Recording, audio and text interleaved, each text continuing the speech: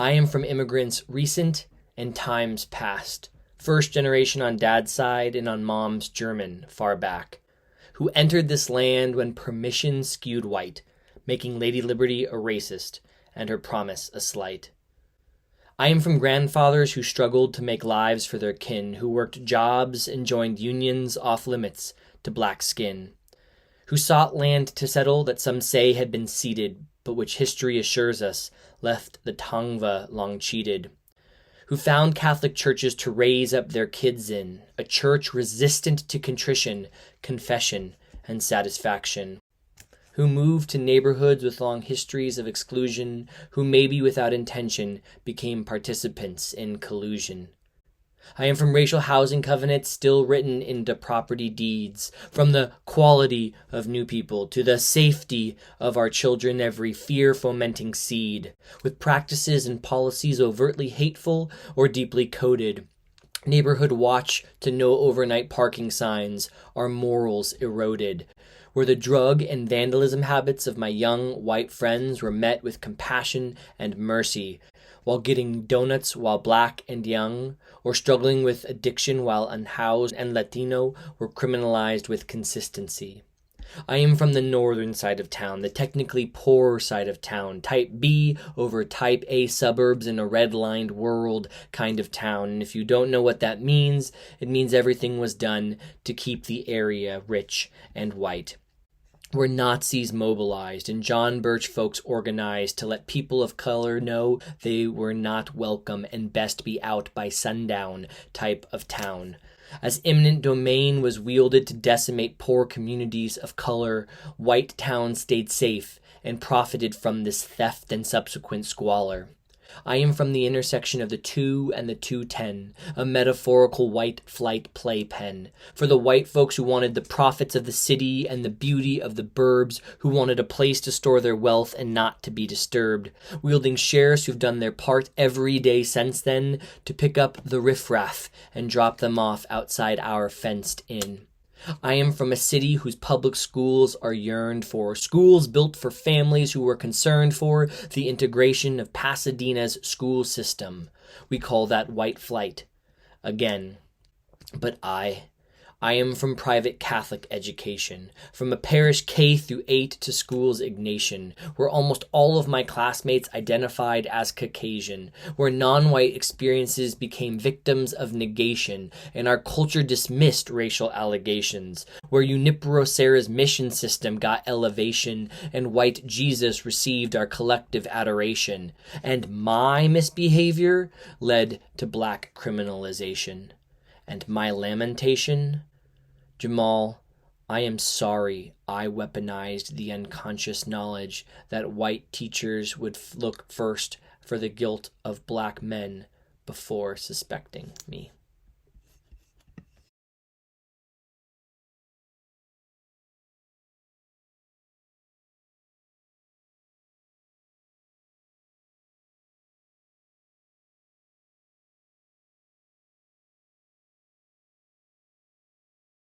Hello. What you are about to hear is the presentation I gave at the 2021 Religious Education Congress virtual event called White, Fright, Riot, Making Sense of Uprising, Racism, and Myself as a White Catholic. My name is Matt Harper, and I use he, him pronouns. I am from the greater Los Angeles area, which is land that was originally under the caretaking of the Tongva, Chumash, and Kizh peoples before it was taken from them.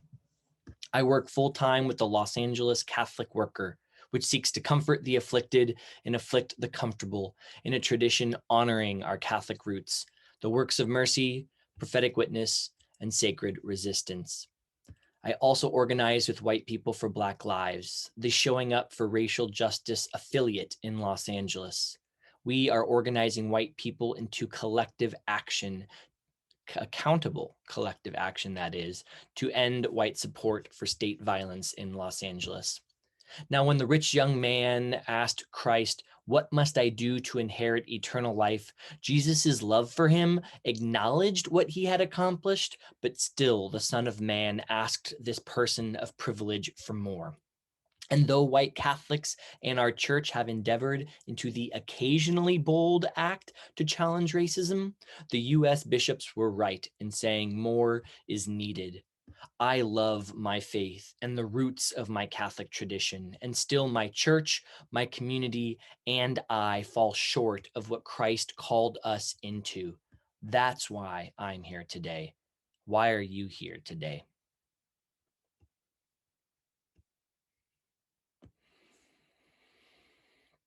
A brief outline of what you can expect from this presentation. First, as my introductory poem highlighted, we can learn to see the fingerprints of racism interwoven throughout our lives. Know that our stories and deepest truths hold our power. Second, though our US Catholic bishops have begun to see and name some of the complexities of racism, a more nuanced understanding of white supremacy will provide surer footing for the progress of our collective work moving forward. Third, the white and Catholic fixation on Riot masks our complicity and reflects a deeper theological orientation that deserves some examination. Fourth, though it may sound confusing, white people have much to personally gain from a world without racism in it. And then I will end with an invitation into action, sharing what some of our courageous and bold next steps might include. White people like myself are Pharaoh's sons and daughters, complicit in a system of harm regardless of our intention. But like Bethia in the Exodus story, we are invited to wade into the Nile, to stand knee deep in the rescue operation, in the current of defiance, as Kelly Nikondeha wrote, and choose instead to bend down and take Moses' basket from the water, to answer God's call to enter a sacred conspiracy of life to protect life, as Reverend Allison Harrington reflected. I am so glad you are here. I hope we can find the passion and energy to invest into this work, that which befits the King of Kings. And I pray that in my words and work you see, as Joseph Neeran once said, that I do not do this to condemn, but to awaken. Now, growing up, racism wasn't something people talked openly about in my community. As a child, my Hardy Boy's brain was able to piece together that it included inappropriate words, hateful actions, as well as supposedly extinct systems like slavery. I am not sure I noticed the near total absence of Black, Indigenous, and Latina families kneeling on my church's pews or nestled into the neighborhoods through which I moved. And if I did notice, I surely could not have articulated it as the inevitable result of centuries of cultural practices and institutional laws and policies wielded against these communities.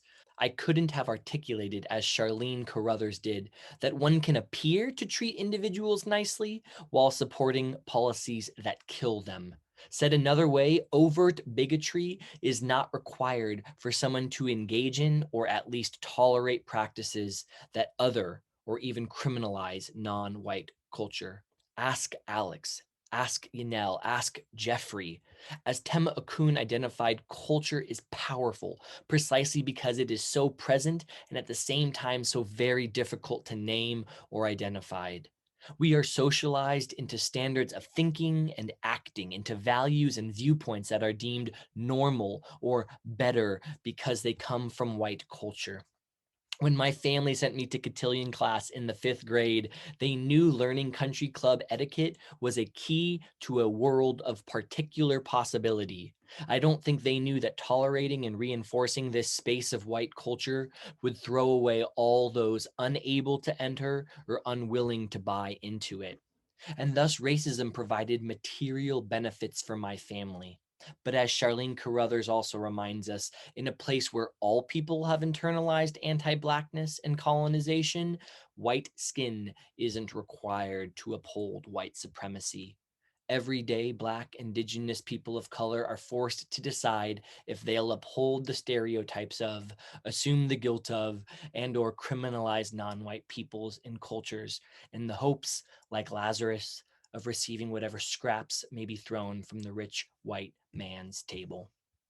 In your struggle for stability resources, or power, might you also have tolerated or perpetuated something that harmed another?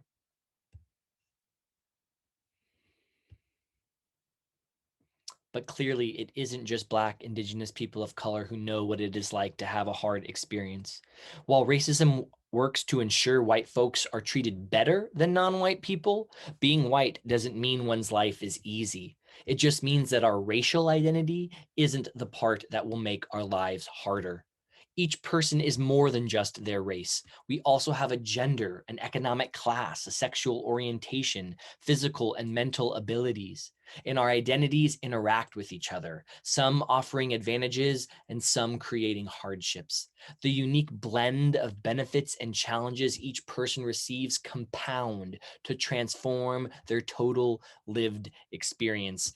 And just as my family and I have tolerated complicity and perpetuated racism, so too our Catholic Church has been guilty of and complicit in the thoughts, words, actions, culture, and structures of white supremacy. As our Catholic bishops admitted, we have preached the Gospels and closed our eyes to the racism it condemns. In a moment, we will consider how these many ingredients were part of the recipe for last summer's uprisings, events which left so many Catholics discombobulated. But before we get into the specifics of Riot, it is worth us spending a moment to consider our church's current theological orientation and the way it centers whiteness. 2 years ago, Our Lady, Queen of Angels Cathedral in Los Angeles hosted a meeting with local sheriffs. This meeting on community policing came just 5 days after the autopsy report of A.J. Weber, pictured here with his daughter, revealed the sheriffs shot this 16-year-old in the back at close range over 10 times on Super Bowl Sunday months earlier. This meeting came after the sheriffs were forced to recant their assertion that AJ was armed and that the residents of the housing projects had somehow stolen his gun after he was killed. This violence was not new. LA had long been identified as one of the deadliest regions in the country for police violence, with LA police and sheriff's departments shooting on average one person every 5 days. A group of us went to protest the church's partnership with Los Angeles law enforcement and to ask those attending the meeting to question the sheriffs on their killing of AJ. In the subsequent interaction, I was physically thrown off of the compound by cathedral security.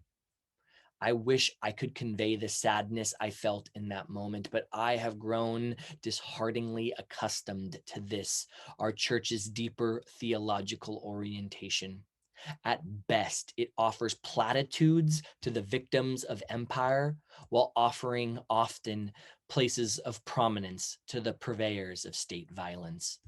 It has wound its hierarchy, schools, arts, theology, and more around white norms, values, and culture. The result? The Black community is condemned to jail, to the streets, into the Nile to drown again and again. We cannot materialize outside what we have not done inside. Our church has not engaged in enough critical exploration of our guilt. We have been glaringly absent from movements for change. We have not invested in healing work or in transforming our institutions and practices. In short, we are not anti racist.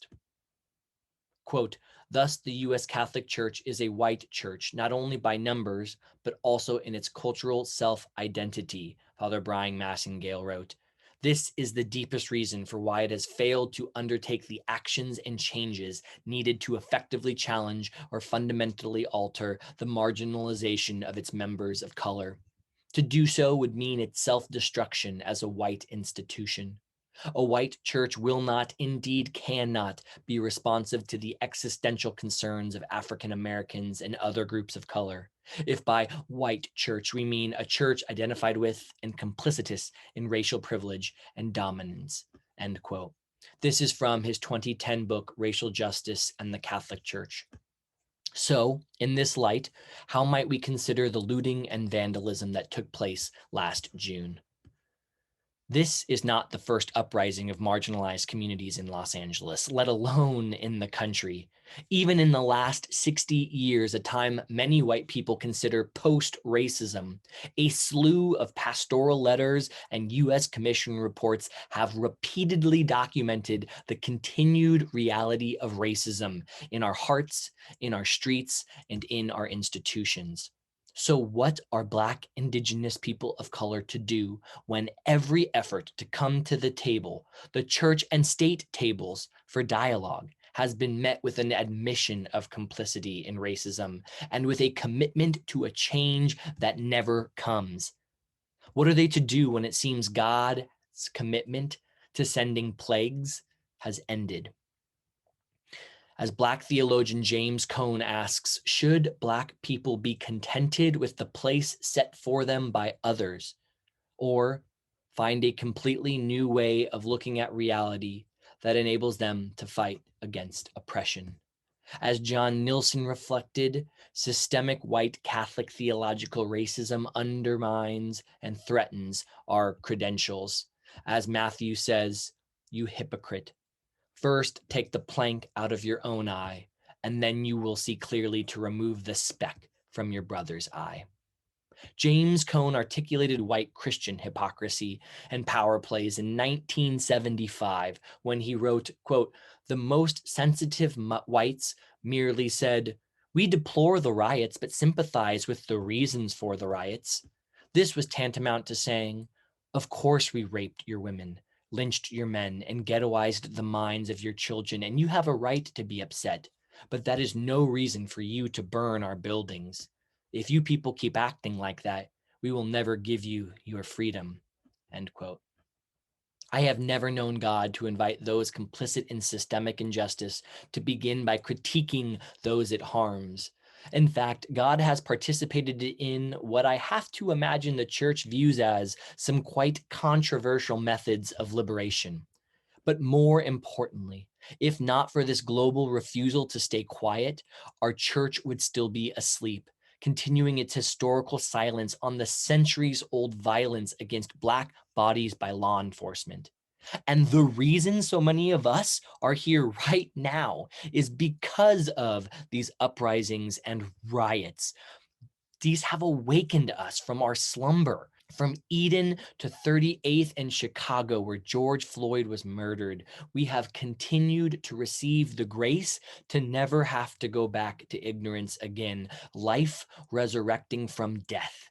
And when we think about these uprisings, we would do well to ask ourselves, have we simply accepted simplistic narratives that fulfill racist stereotypes? If all we think we saw during those protests was Black violence and destruction, we went in predetermined, unwilling to see anything different. Did we see the wailing and mourning of a people crying out over the unrelenting and consistently unaccountable violence of the state?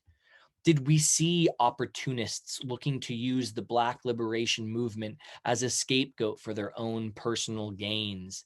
Did we see the documented and yet to be documented cases of white supremacist instigators and police provocateurs and agitators as they attempted again to undermine this movement? Many of us saw what we wanted to see that night.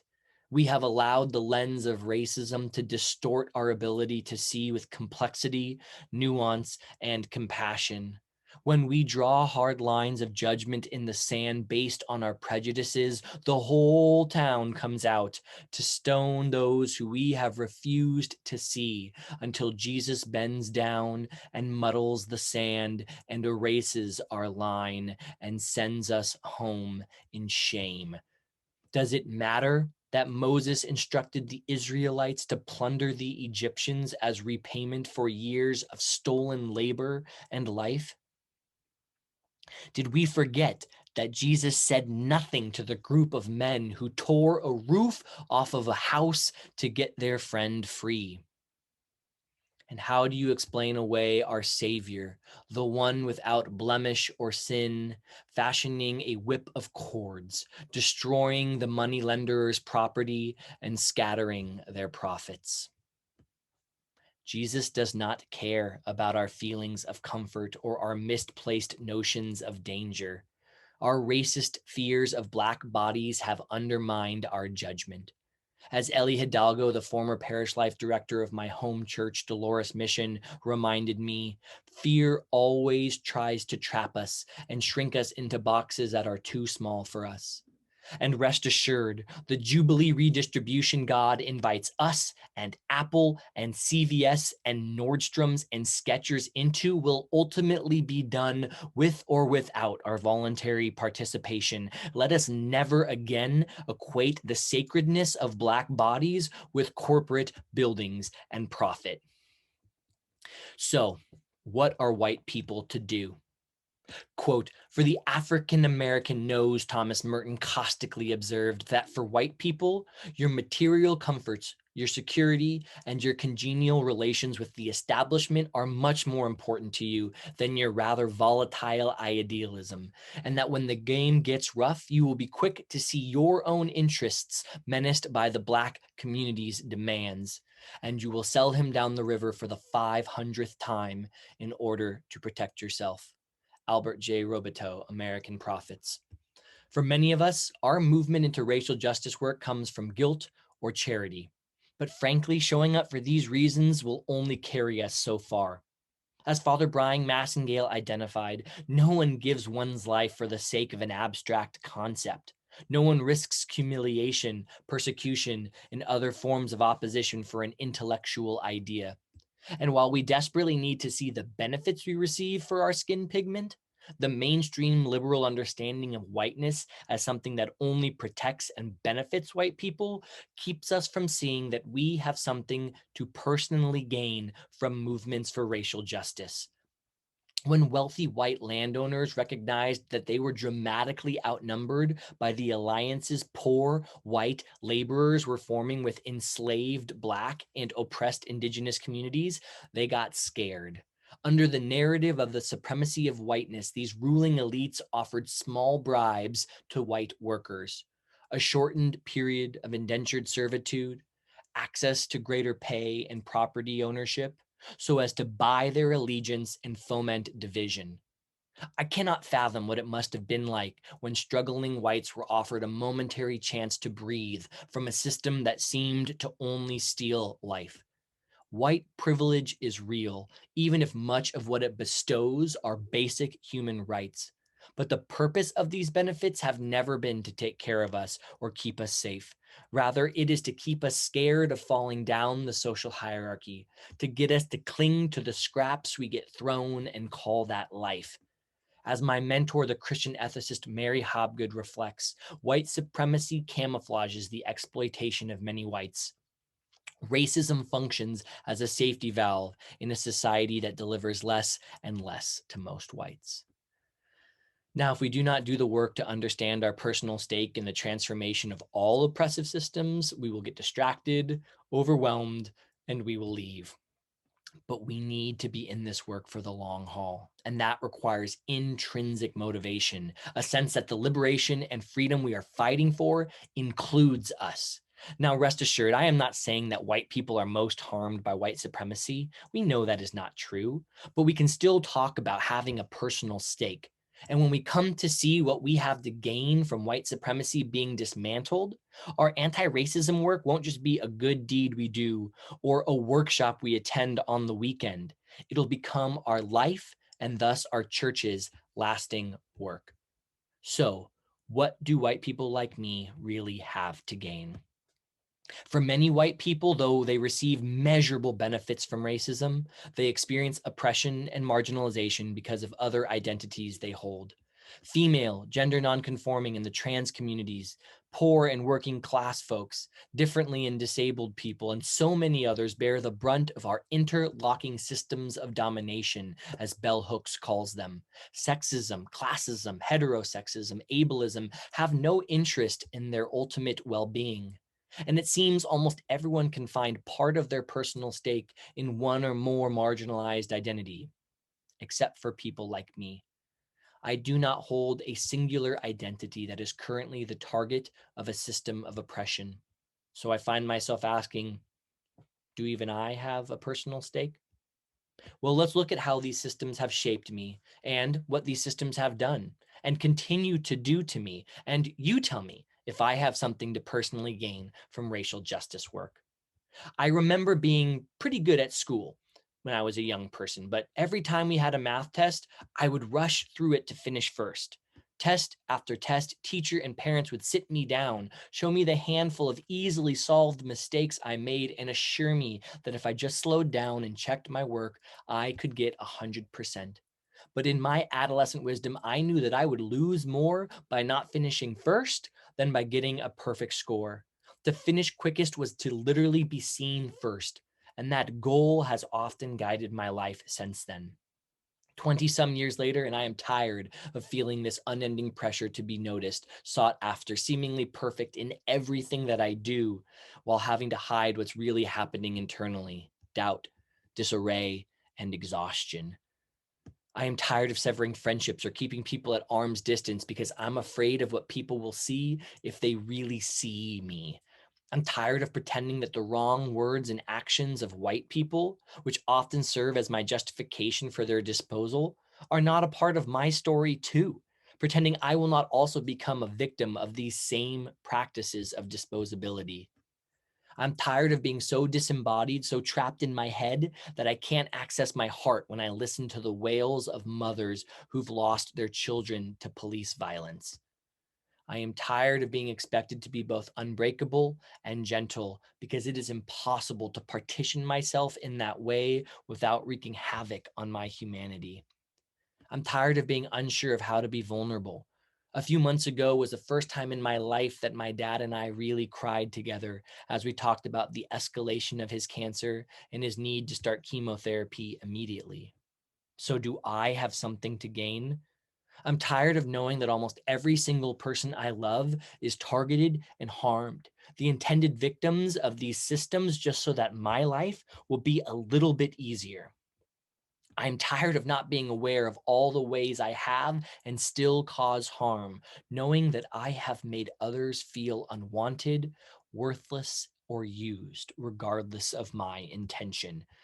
I'm scared to know that if my partner and I ever choose to have a family, these systems are not bent on prioritizing our needs or keeping us safe. I'm tired of trying to jam myself into the tiny little boxes we are told are normal, but cannot be normal because no one fits in them. And what if God created me to be someone else, but in trying to fit into these boxes, have lost some of my sacred fullness? And when we can't fit into these boxes, the shame and pain we feel can be overwhelming.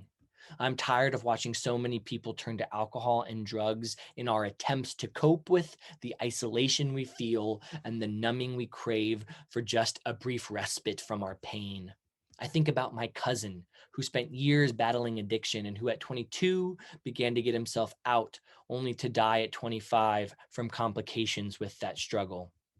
I think about the fact that I first felt the devastation of suicide when I was 14 years old and 29 when I lost my most recent friend to the same. Their deaths are on the dehumanizing systems that set them up for failure, that made them feel alone, wrong, and helpless to prop up profit and power over people. So, do I have something to gain? I'm tired of watching people I care about be victims of systems that don't serve them or me, even if those systems just haven't made us the primary targets of their violence yet. But my body is only going in one direction. I am destined to one day be the ripe age for disposability. And let's be clear, this COVID moment exposes even more of our deep vulnerabilities. Our state and systems have made it abundantly clear that they were not built to protect us. Every policy and practice that have offered any safety this last year were aberrations, baby band-aids over bursting cracks in the foundation. To paraphrase an IWW expression, a threat to one is a threat to all. So what systems do you need in place before you're at the precipice? A few years ago, I started to help run the LA Catholic Worker Soup Kitchen on Skid Row.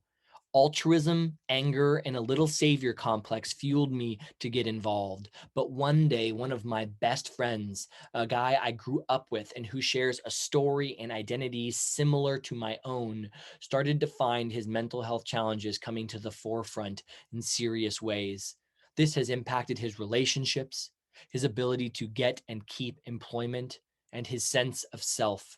He pulled me aside one day and told me if he did not have the support of his family, something his privileged identity still afforded, that he would either be in men's central jail or coming through my soup kitchen line, because that is where people struggling with what he has statistically end up. Skid Row may be disproportionately black, but the percentage of white people experiencing houselessness is enough to keep him and me awake at night. So, do I have something to gain? Do I have a personal stake in this work? You're damn right that I do. And I know each one of you here today has everything to lose and nothing to gain from letting these systems continue. So, yes, our Black, Indigenous siblings of color need you to show up. But the real truth is, you need you to show up too. So, what are white people to do next? There's no one size fits all approach to this work. There is no magic formula that will get us to the end we need, but we come from a long tradition of people willing to say yes to God in the face of uncertainty. A decade ago, I might have listened to a talk like this, but I am in front of you today as someone I believe deserving of your attention. How? I spent years trying to cognitively understand racism, but without the lived experience, I couldn't grasp the systemic depths of racial injustice. My unsettled heart at easy answers and half truths kept me asking questions and seeking understanding, no doubt the work of spirit and grace. And I remember the moment the depth and insidiousness of racism and white supremacy hit me. I was sitting around a table of the most diverse humans I had ever shared space with, listening to the stories of their lives and letting them in. Stories of generational harm and hardship and disposability I could not fathom. And I started bawling. The holy processes of relationship and lament changed my commitment that day, and I decided I would arise every morning I had left with a commitment to stay, for I too am a handmaid of the Lord. I left seeking to make amends in the relationships I still held and praying for forgiveness for those who had moved on from me. And in my commitment to growth, I began to devour books and trainings to develop my lens and sharpen my skills. I spent time learning from white people deep in this work so that I didn't always have to burden Black, Indigenous people of color with educating me. But I also entered multiracial spaces where I listened, absorbing what I could and offering what I had: skills, resources, and connections. I learned both to name dynamics that I started to observe in the world around me and to ask questions to prompt others in my life to consider the same. But we often forget this isn't a journey we can or should try to do alone. I began to seek mentorship from elders, knowingly and unknowingly inviting them into my journey. Many of these relationships of accountability have been unrelenting guides on this long but beautiful adventure. I spent a long time focused on the clarification of thought, on the work of personal transformation, book groups, heady debates, prayer, and 40 days of reflection in the wilderness. This personal work requires more than just a theological lens, though. We have whole fields of study: sociology, gender studies, community organizing, liberation theology, that can support the work of our church and its leaders. Additionally, at some point, we must also leave our ivory sanctuaries for the streets upon which our God also lives. This work is about transforming harmful structures and institutions and building alternative ways of being and relating together. These won't happen in debates or in synods alone. Now, white supremacy culture will tell us that we aren't smart enough or skilled enough. It will tell us not to act until we are perfect, and then it will whisper into our tenderest spots, invoking the shame we feel in knowing that we will never be perfect. Well, I have wasted too many years, too scared to take a risk and to be bold. We will make mistakes. All we can control is whether the risk scares us away or whether we will learn humbly and commit to doing better the next time. We can fashion our lives to reflect our deepest commitment to a different world, one that has been prefigured in our gospels and in communities most harmed by these systems. We Catholics have Black and womanist visionaries offering us wisdom and insight. God was right when God told us not to be afraid. Now, years ago, I left the church, feeling its apparent hypocrisies were incompatible with my purity politics. But we can never outrun white supremacy, nor hide the imperfect parts of ourselves we see reflected in our church. If we abandon complicit institutions, that leaves Black, Indigenous people of color to do the work alone, or risks these institutions becoming co opted. And given our church's radical and liberating roots and savior, I do not want to lose this. As Father Brian Massengale reminds us, Catholics are heirs to a complex and complicated religious tradition, one that is marked both by shadow and glory, heroic sanctity and barbarous cruelty, pathetic failure and extraordinary grace. Can we stay committed to the work in such a way that might leave some of our ancestors ashamed, yes, but others, the often forgotten ones, vindicated? And as we commit to repairs of every kind and on every level, let us remember that Los Angeles has begun to permanently shift resources away from systems that disproportionately harm Black lives into those that meet all of our needs. As Black Lives Matter co-founder Alicia Garza reminds us, when Black people get free, we all get free. And with an archdiocese home to 5 million Catholics, we could change the world if we were committed and organized. As I move to close, I would be remiss not to offer some resources for you to explore. We come from a rich tradition, though we are not always aware of all that is available to us. Let us learn from our Black Catholic thinkers and their white accomplices, many of whom are listed in the 2 rings around this slide. They offer us great fodder to chew on and wrestle with. 2 books I would recommend include Father Brian Massengale's Racial Justice in the Catholic Church and the collection of reflections entitled Interrupting White Privilege, Catholic Theologians Break the Silence, edited by Lori Cassidy and Alex McCulloch. For those interested in doing some white anti-racist identity development, Aware LA's Saturday Dialogues offer an amazing opportunity to learn and grow and build community with other white anti-racists. For those wanting to move into white anti-racist action, White People for Black Lives is the LA affiliate of the National Showing Up for Racial Justice Network. These white groups participate in accountable action with Black, Indigenous, people of color-led movements throughout the US. For those wanting multiracial faith-based organizing, here in LA, we have Clergy and Laity United for Economic Justice and LA Voice. My church is part of the LA Voice family, which is part of the National Faith in Action Network, but they both do great work. But if you find yourself unsure of where to go next or would just like some support, please reach out to me. Just as others invested in my growth when it seemed like they had no reason to, I am here for you. You are family now, as you always have been, and it would be a privilege for me to support your journey into this beautiful, sacred struggle. Now, let us proclaim the promise as this Religious Education Congress asked of us and our God demands of us. Let us find our greatest capacity to meet the greatest need. Let us listen to Isaiah and Jesus in establishing a clear North Star. The Spirit of God is upon us because God has anointed us to proclaim good news to the poor. God has sent us to bind up the brokenhearted, to proclaim freedom for the captives and release from darkness for the prisoners, to proclaim the Jubilee year of the Lord's favor, to comfort all who mourn and provide for those who grieve in Zion, to bestow on them a crown of beauty instead of ashes. We who are dust in God's breath cannot be issue or identity neutral.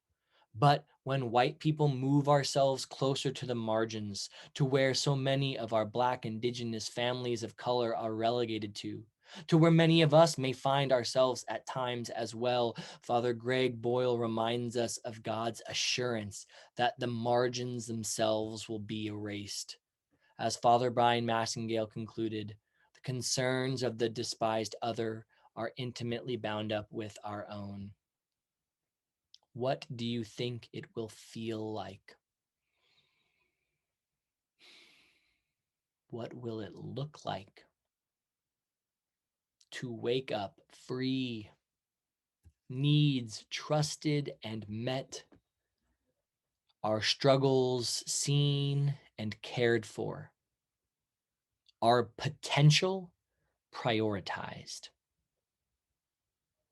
We are God's wildest imagination, and my cells dance and my skin hums at the promise of the New Jerusalem. I am excited. I ache for communion. I am ready for the kingdom on earth as it is in heaven. Aren't you? Thank you.